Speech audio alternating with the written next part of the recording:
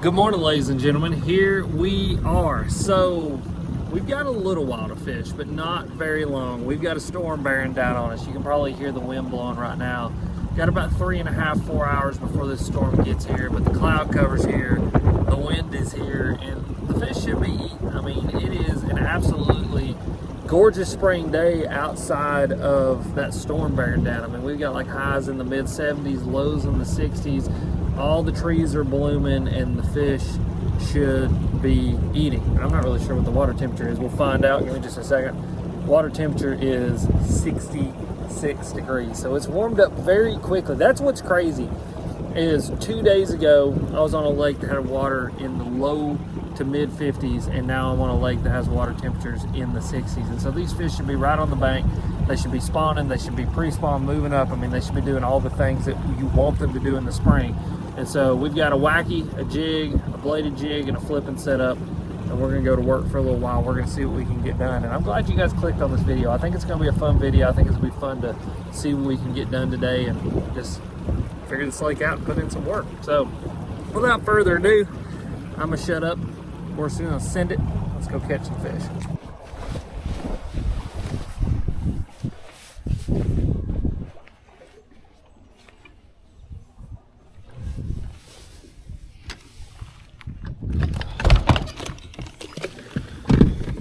All right, I think I'm gonna start out flipping. I just gotta change this color. I mean, they'll still bite this orange, but it's more of a wintry color. I'm gonna switch up to a green pumpkin, dye the tails in a little bit of chartreuse, because yeah, I mean, if we got any sort of bedding fish, they're gonna be primed and ready to F up anything that looks like a bluegill. Big ones. I can't believe this water is this warm, though, to be honest with you. But not surprising. I mean, that was the thing, is like, it got super cold like that for like 3 days. Rained and hailed, which looked like this. Ooh, that's hail, bro. Yeah, that is hail. Yeah, it is hailing right now. That's pretty sketchy.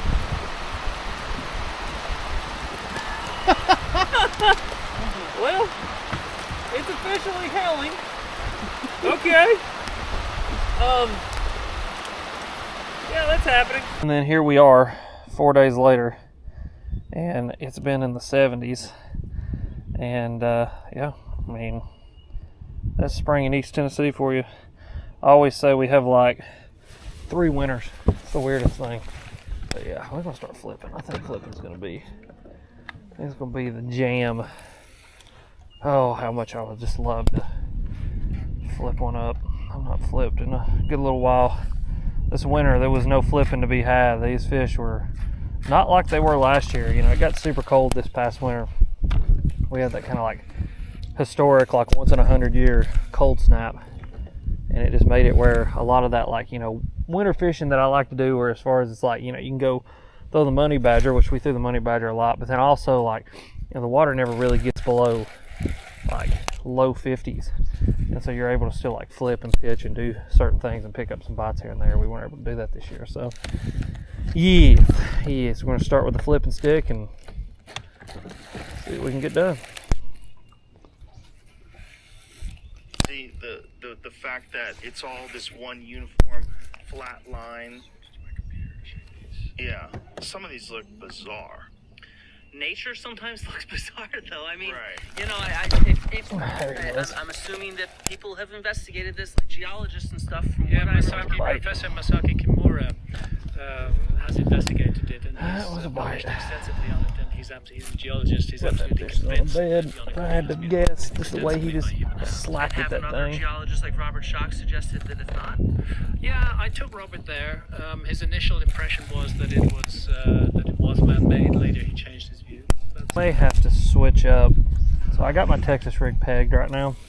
It's certainly crazy. And I have seen times, especially this time of year, when they're moving up, they're starting to make beds. You got, you know, quote unquote bedding fish, You know, so I'm not like looking at them. Water's not clear enough to do that. But I've seen when you unpeg your weight that you'll be able to get some of those fish in the boat, and it's just because there's a little bit of weight bait separation. You know, that weight's not right on the front of that bait.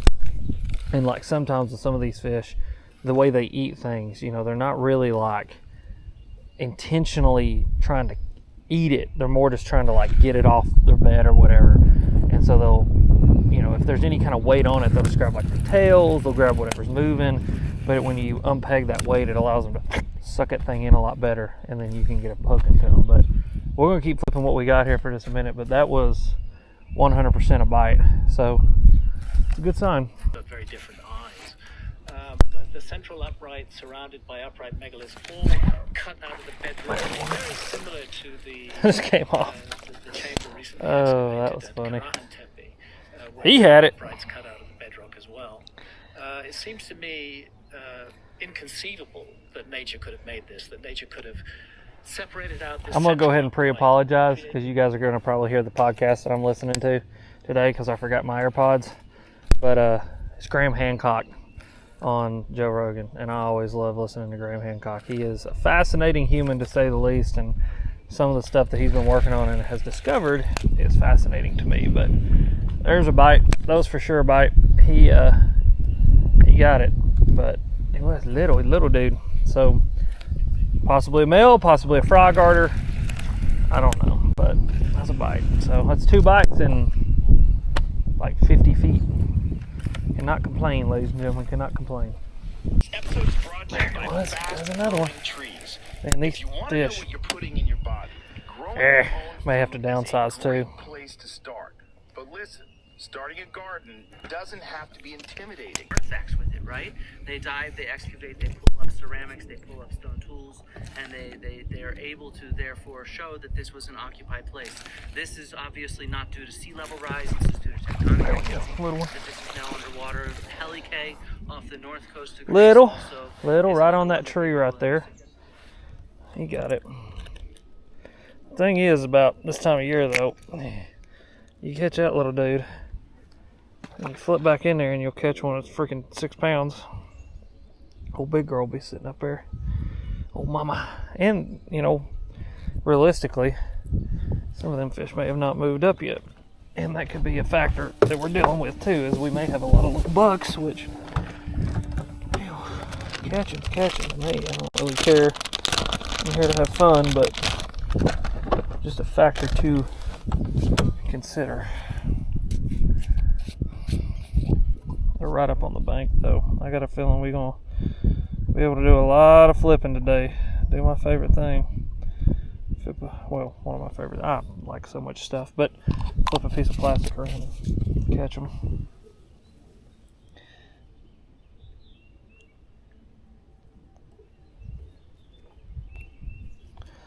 This is a Pit Boss green pumpkin, dyeing the tails in some Spocket chartreuse dye, 3/8 ounce, flipping weight, pegging it, 20-pound fluorocarbon. That is the juice for today.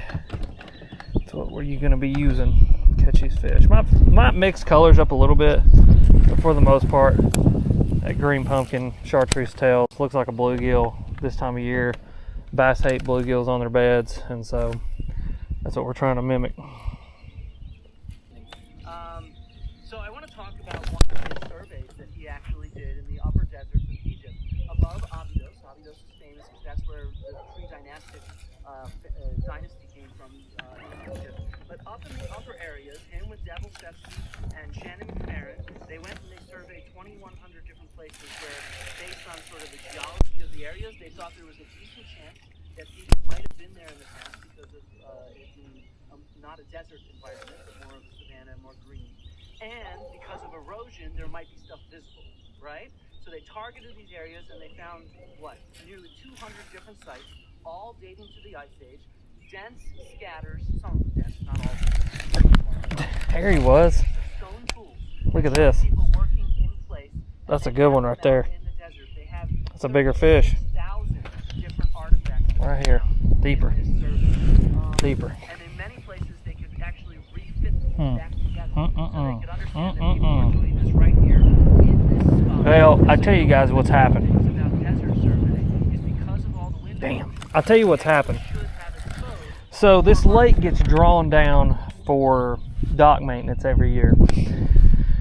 And I bet you my left nut and a pack of Skittles that when the lake got drawn down, that a lot of these fish, because it was drawn down so much, that water probably warmed up really quick, and a lot of these fish moved up and started spawning and making beds.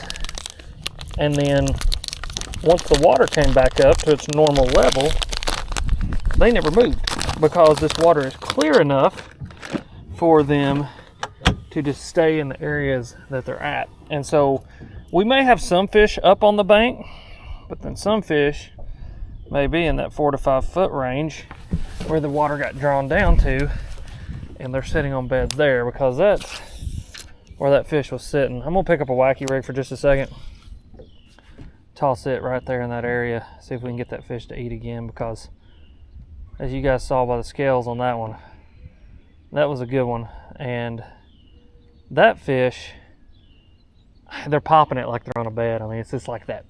I mean, they hit it so hard, especially when you can't see them. You know, a lot of the times I think, like, when you're looking at fish on a bed, you know, they nose down and do it. Those fish act completely different, because I really truly believe they can see you in many instances.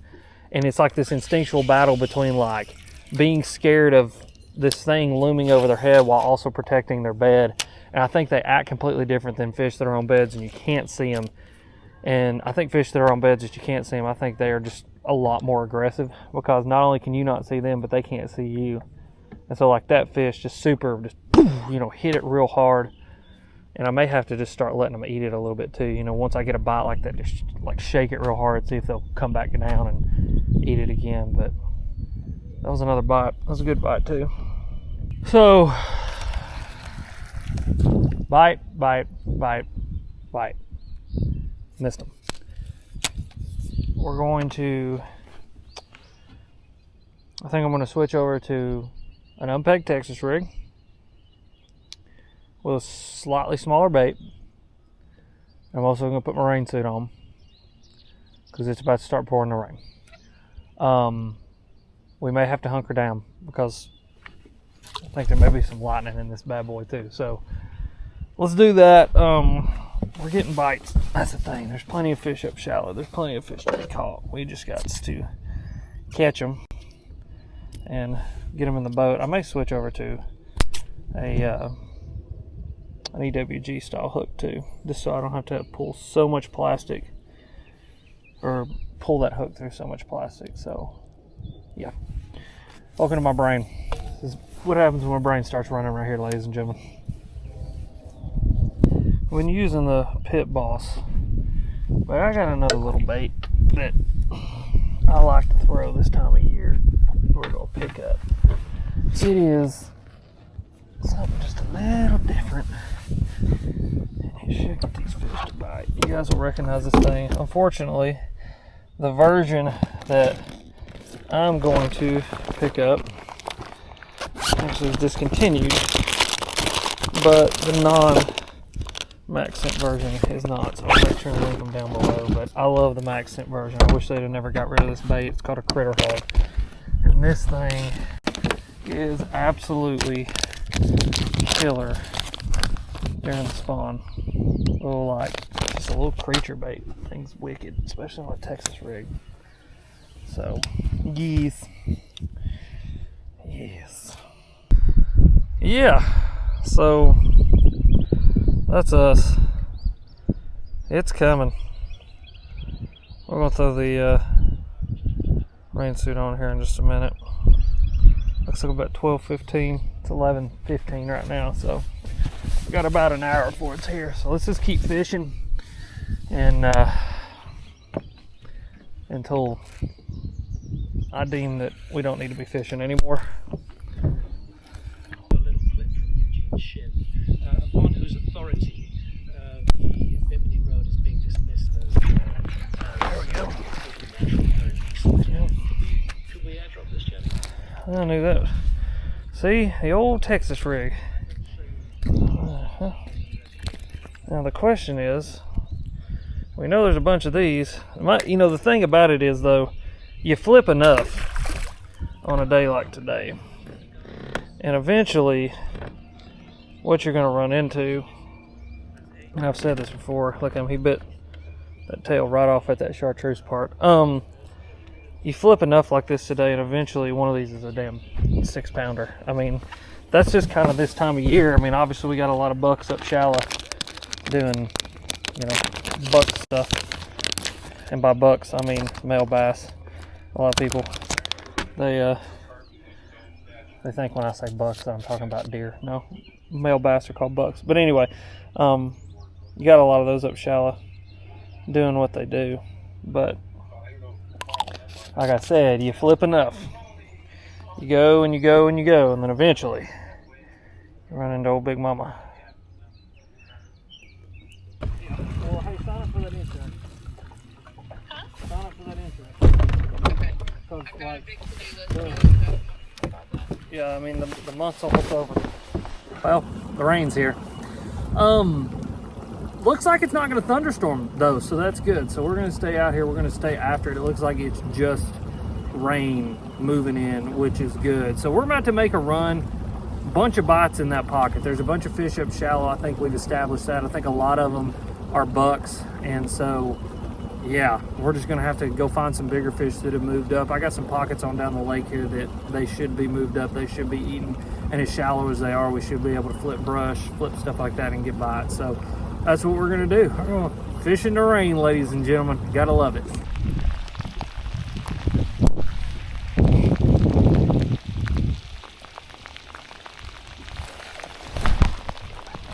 There we go.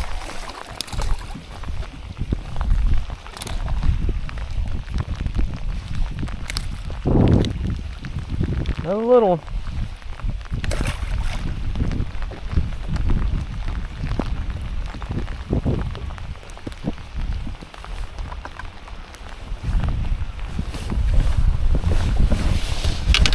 Cracked it.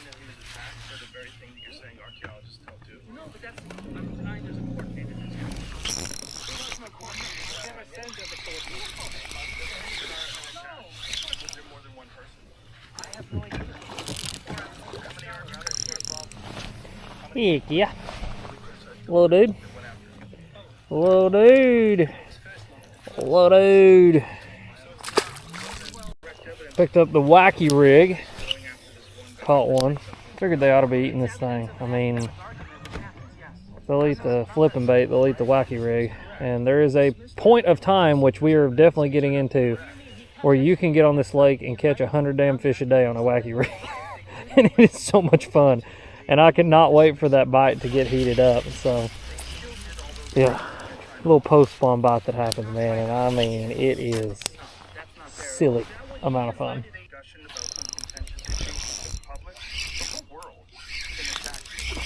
Another one. That's a little bit better one. About the same size. They're all cookie cutter. All a bunch of males moving up. We just gotta find some females. So, question. I actually asked Shan about this in the video where we shocked up some fish, why we think fish's eyes start turning orange, and they said they really don't know. I've seen it happen around the spawn quite a bit, which is always interesting to me, but they definitely spawn and fish, so it's just interesting. Are their eyes orange because they're spawning, or is it just a pigmentation thing that changes? Shan and Garrett both kind of, they lean towards maybe it has to do with light exposure, and just like, you know, that a bass's eyes can actually, there's another one, that's a better one right there, there's one, there's a good one, there's a good one, yeah, there we go. That's what I'm talking about. Heck yeah, yeah, that's a good one. That's a good one. There she is. Look at that one. Finally. That's fun. That's a good one. That's a good one. That's a good one. Have to get the net on this one, ladies and gentlemen. That's the kind of fish we're looking for. Look at her. Heck yeah. Heck yeah. We'll finish that thought here in just a second. My outreach is very small, even on Netflix. hoping we'd have a respectful conversation. Yes, I was hoping that you would not disrespect me in the way that you've I done. came here to present actual evidence, and so There we go. Long and skinny. Lord have mercy. That's a good kayak fish. Let's see how long that fish is. That would be good in a kayak tournament. I mean, she's definitely over. Oh yeah. I mean, she's 18, probably 18 and 3/4. Heck yeah. Skinny, skinny, skinny mini. She needs some food. That has nothing to do with spawning though. I was speaking about Shan O'Gorman just now, and you know, a lot of people associate skinny bass with spawning, and this is not true at all. Yes, they do lose a little bit of egg weight after they spawn, but when you see really skinny fish like that, that's a fish that needs to eat. That's a food problem, not a spawning thing. And so, yeah, there you go though. There's a decent one, threw right back in on that rock where we caught that little one and ended up catching her. So that was a male and a female on a bed together that we could not see. And so today we are bed fishing in a way, but we're bed fishing in a way where we're not like actually looking at the fish. We're simply just fishing for bedding fish by going down the bank and fishing for them. But heck yeah, that was fun. That's all that I'm suggesting, that a civilization which had quite advanced astronomy, which was able to map the world, had a knowledge of longitude. I'm not saying they had machines, I'm not saying they had motor cars, I'm not saying they sent spaceships to the moon. I'm saying that they were destroyed at the end of the Ice Age. There were a very small number of survivors. Those survivors Ooh, getting a little fancy on me there. You gonna eat it, buddy. Put it in your mouth. agricultural products to those people. I'm not saying they brought agriculture from where they came from. I'm saying that they helped to nurture the idea of agriculture amongst those people. I suggest you take a little bath. That was little. little. That's why you didn't get it. Smallmouth. Yeah, there's a smallmouth. Heck yeah, little bitty smallmouth. That's fun. Little bitty smallmouth. There we go. Well, let's toss back in there and see if there's a 5-pound smallmouth sitting there with it. These fish are wanting to do the boogie, ladies and gentlemen. Wanting to do the boogie, and by the boogie I mean bass sex. They're gonna make babies. Here we go. This is Quetzalcoatl on the Borgia Codex. This is from before any Europeans arrived in the New World. This is on a hide. It is the ink has been analyzed, the hide has been analyzed, and this individual has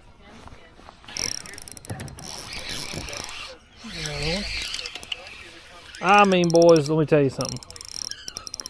This is going to be about normal right here today. Like I said, we might stumble into a good one every now and again, but it is, we making cookies today, ladies and gentlemen, making cookies, because they all going to be cookie cutter. Come on, get out there. Get out of there. Get out of there. There you go. Little cookie cutter dude. Another one. Heck yeah. Hi. How you doing today? Listen here, bud. Gonna throw this here. Max in general. Gonna take a little bit of this little dipping dye here.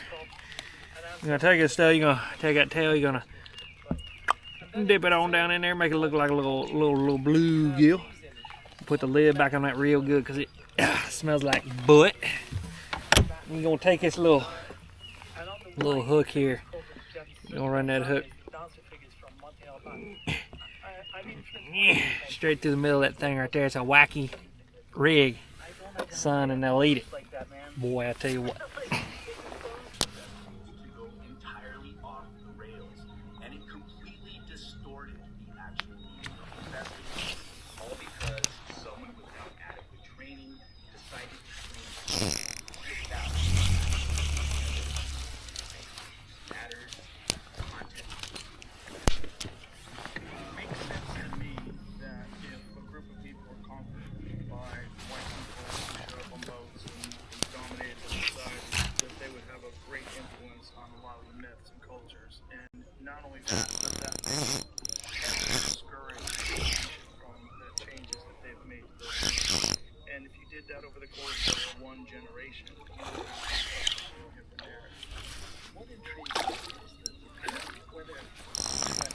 Look, old fatty. Lord have mercy.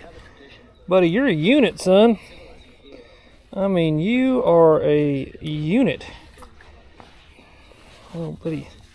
Dude's fatter than a mug. I mean, look at the build on that guy.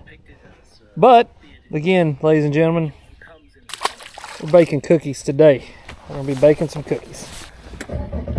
All right, guys. So, that was a pretty good little productive pocket. Got quite a few bites in there.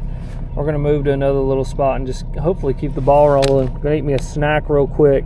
These things are wicked awesome. If you've never heard of them, they're called Cram peanut butter and jellies. And they're like our healthy peanut butter and jelly. Like you guys can see on the back.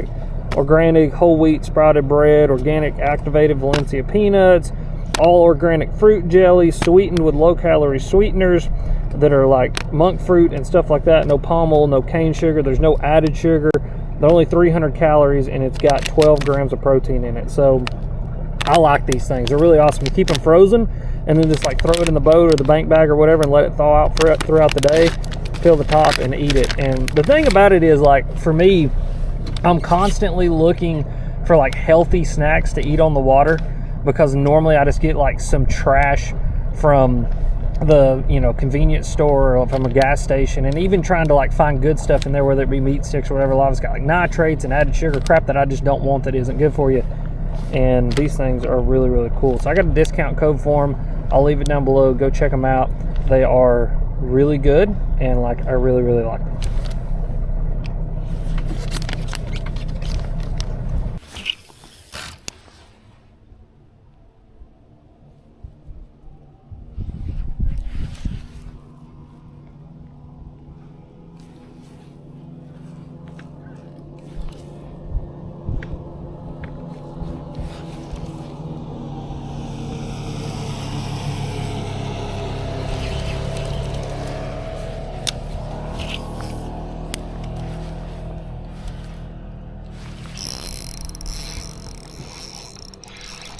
A little bit.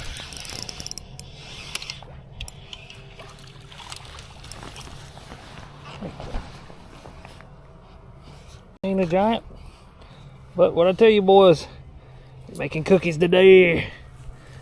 Making cookies, and like I said, you make enough cookies, eventually you make one of them big weird ass cookies that you don't mean to make, that like doesn't set up right, and that what ends up being your big ones.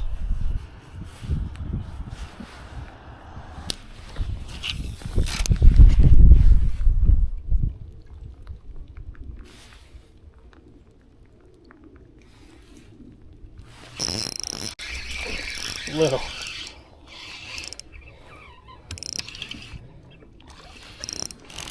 Making them cookies. Okay, but a little bit smaller cookie. Those are smaller than the average cookie we've been making. I know you guys are probably going to get tired of hearing that. It would be funny though if I titled this thing Making Cookies. It wouldn't get any views, but it would be funny. Alrighty then. That was a few bites. That was a few bites. We're actually gonna run out of here, go check another spot. I mean, this stuff can be productive, but it's one of those things like run in here, get the few bites on that, you know, little stretch of bank, that rock, those tubes, and then start heading out, because there's stuff that I feel like I could spend my time more effectively than in here fishing. And so that's what we're gonna do. Ooh, we got some grass. Some good grass too. Lord have mercy. It's that kind of grass that you like right there. Well, that stuff gets good and green. I'm just waiting for one of these years when this grass finally gets thick enough in this pocket that I'll be able to come in here and fish a frog. I know it's coming. I know it's coming. Oh man.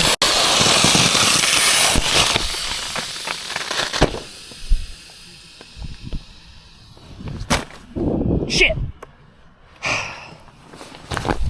Well, you have to get a rearming kit for that one. Dadjimmit. Must have got wet enough from the rain today.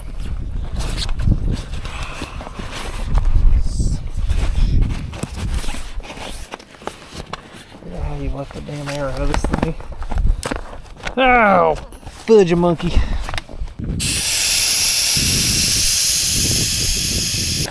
And that is why we always have backups.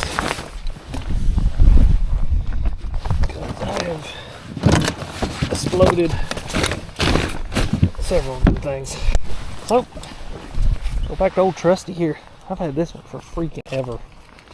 And it's fine. I actually rearmed it not too long ago.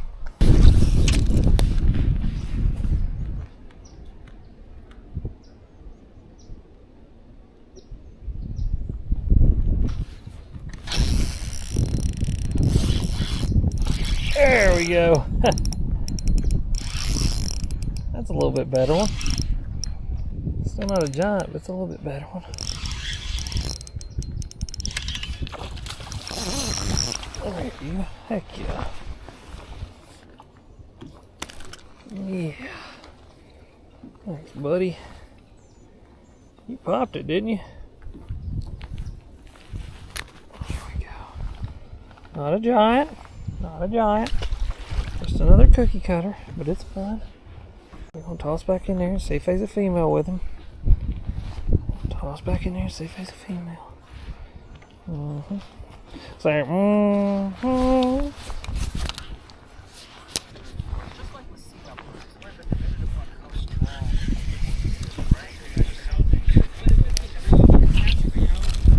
strong everywhere, yet it's not wiping out our efforts as hunter-gatherers in this exact same time. That's campgrounds, fires, and parks have lived and survived. Yeah, and so we have it from this exact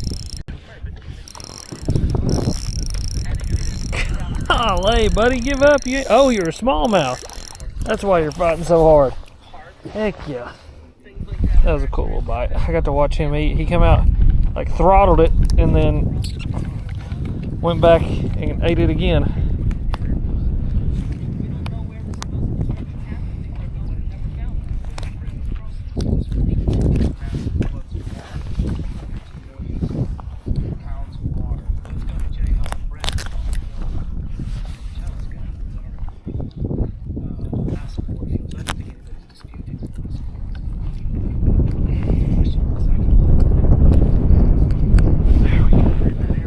Bitty dude. Like me about a 5-pounder like that.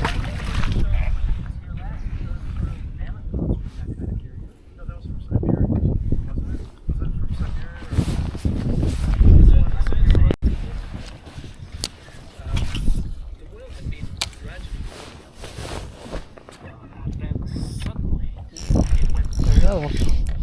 Off that same stump. This is funny. That's a green fish and a brown fish off the same stump. Huh. That's fun. So we go 3 for 3, boys.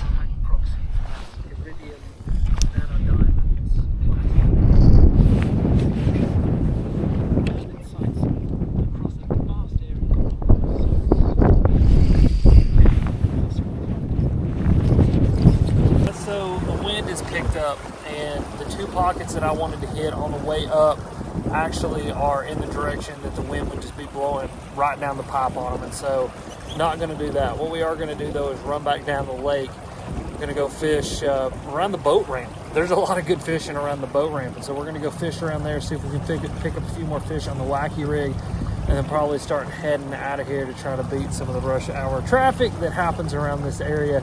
Probably not going to do that. Probably going to end up sitting in traffic like we always do. But it's worth trying, right? But this is fun. I had a good time today. It's not over by any means. We could probably catch quite a few fish in near the boat ramp. But really good time. I'm glad these fish are starting to move up, starting to do the thing. It's just now one of those things is when can you come do this and it be all big ones? And that, I don't know. It's kind of a roll of the dice to figure that out. You just got to come out here.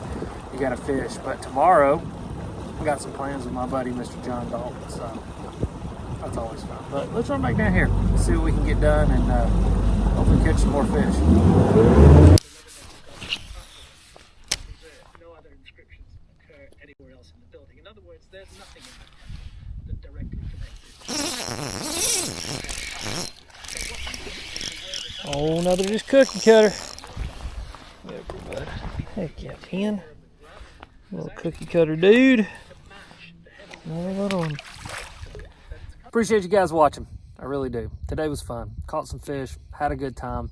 Not any really big ones except for that one long skinny one we caught, but it was fun regardless. Caught most of my fish today on a wacky rig. Caught a few on this little bait right here. This is little Maxent critter hog. They actually don't make these things anymore, which I am highly depressed, but I will make sure and link the normal power bait one, which is just as good. It's just not in South African special, which that was my favorite color. But I was throwing that 7.6 medium heavy. It's this Hunter Shyrock's custom or signature flipping stick.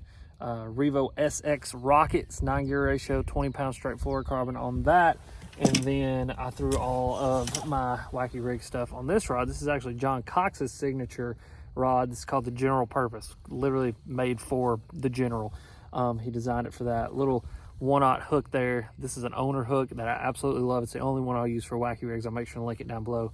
Revo Rocket, 20 pound braid, 10 pound fluorocarbon leader, and gang. We caught them on green pumpkin dyed with chartreuse tail, and then I caught them on green pumpkin chartreuse, both the 5 and the 6-inch version. Hell yeah. Everything will be linked down below, description, pin comment. You guys are sweet. We will see you later.